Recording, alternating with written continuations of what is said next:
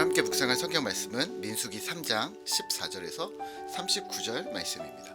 민수기 3장 14절에서 39절 말씀입니다. 오늘은 17절 말씀을 읽겠습니다. 레위의 아들들의 이름은 이러하니 게르손과 고핫과 므라리요. 아멘. 오늘 함께 생각할 주제는 직무의 차이입니다. 민수기 3장 중반에서는 하나님이 명령을 하시는데 레위 자손을 계수하라고 하십니다. 15절입니다. 레위 자손을 그들의 조상의 가문과 종족을 따라 계수하되 1개월 이상 된 남자를 다 계수하라. 아멘. 이전에 계수할 때 레위 자손은 전쟁에 참여하는 지파가 아니었기 때문에 계수하라고 하지 않으셨지만 이번에는 그들의 책무와 진영 배치를 위해서 계수하라고 하십니다.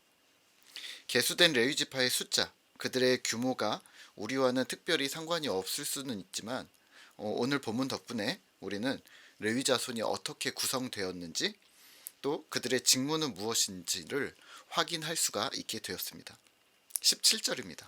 레위의 아들들의 이름은 이러하니 게르손과 고핫과 므라리요. 레위에게는 세 아들 게르손과 고핫, 므라리의 이름을 본따 세 아들이 있었고 이 이름들을 본따서 게르손 자손, 고핫 자손, 므라리 자손으로 부르게 됩니다. 그리고 21절부터는 게르손 자손의 족보, 그들이 맡은 일 등이 소개됩니다. 그리고 또 39절까지는 고핫 자손, 므라리 자손도 무엇을 담당했는지 소개합니다. 25절을 보시면 게르손 자손은 회막에서 성막과 장막, 덮개와 회막 휘장문, 뜰의 휘장, 성막과 제단 등의 휘장, 아마 성막의 외형과 내부 시설들을 담당했던 듯 싶습니다.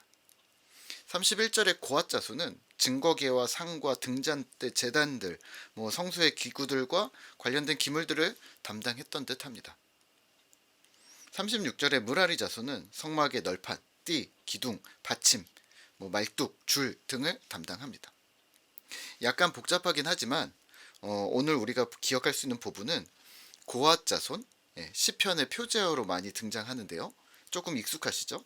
고핫 자손이 성소의 물건, 또 성소 안에서 제사를 주관할 때 담당하는 업무가 많이 있었던 듯합니다. 그리고 모세와 아론 역시 이 가문, 이 고핫 자손에 속하였기 때문에 자연스러운 일이었는지도 모릅니다.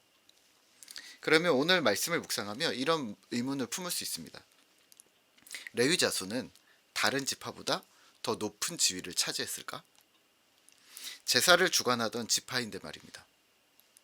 레위 지파 중에 게르손, 고핫, 므라리 이 자손이 있는데 그럼 고핫 자손이 더 높은 위치에 있었을까? 게르손 자손은 성막의 기물, 시설 등을 담당했다면 고핫 자손은 언약궤, 금촛대, 제단 등을 담당하는 직무가 분명히 달랐는데 말입니다. 성경 어디에서도 지파와 족속에 따라, 직무에 따라, 혈통에 따라 계급이 주어졌다는 말은 없습니다. 정확히 말하면 직무의 차이는 있으나 신분의 차이는 없었다는 말이죠. 레위 자손은 성전을 섬기고 하나님을 섬기는 직무를 담당했고 타 지파들은 민족들을 지키고 민족의 안녕을 추구하며 각자의 자리에서 하나님의 백성으로 살았던 것이죠. 레위 지파 내의 족속의 차이, 직무의 차이도 같습니다. 모세나 아론이 속했던 고핫 자손이라고 해서 이스라엘 내에서 더 높은 직위를 가졌다거나 높은 신분을 가졌던 것은 아닙니다. 그렇다면 오늘 우리도 교회 내에서도 공동체 내에서도 같은 개념을 가져가셔야 합니다. 저희 꿈터 공동체 10가지 원칙 중에 직무의 차이는 있으나 직분, 신분, 계급의 차이는 없다고 우리는 말하고 있습니다. 직분은 자신이 맡은 직무를 나타내는 말이지 누구보다 더 높고 낮다는 신분의 표시가 아니라는 말입니다. 장로님이 집사님보다 높지 않습니다. 목사님이 성도님보다 더 높다고 보시면 안 된다는 말입니다. 여기서 헷갈리시면 안 됩니다. 무엇이 높고 낮음, 이렇게 생각하시면 안 된다는 말입니다. 담당한 업무가 차이가 있다는 것, 직무의 차이는 있습니다. 목사는 설교를 해야 하고, 집사는 교회 살림을 돌보고, 장로는 성도들을 목양하고 기도하고 찾아보고 돌아보는 일, 또 이러한 기도하는 여러 가지 맡은 일들이 다를 수는 있습니다.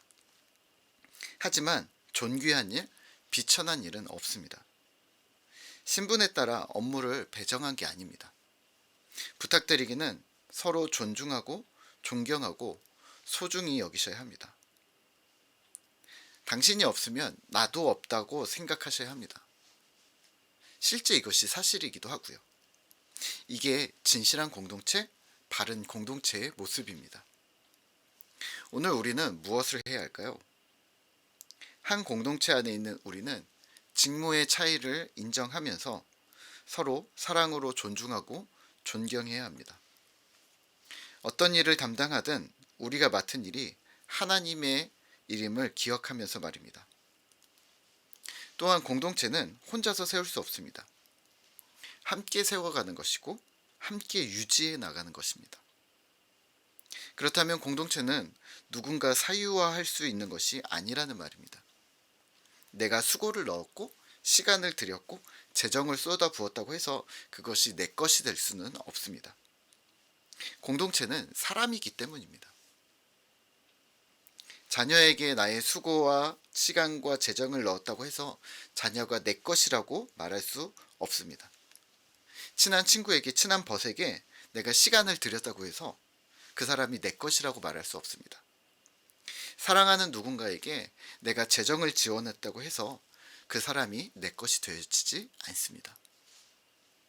이렇게 하면 어떨까요? 우리의 주권을 하나님께 이양하는 겁니다. 자꾸 내 것이라는 생각이 든다면 아예 모든 것이 하나님 것이라고 돌려버리는 것이죠.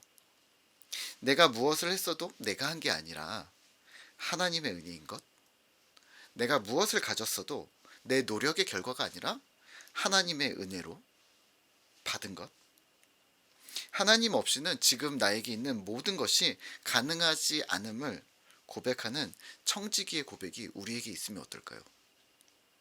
부디 내가 중심이 되지 마시고 내가 들인 노력이나 재정이나 시간을 신경 쓰지 마시고 하나님이 중심되는 그러한 신실한 신자 되시기를 기도합니다. 그렇게 한 해를 또 우리 공동체를 섬기고 이웃을 섬기는 그러한 신실한 신자 되시기를 소망합니다.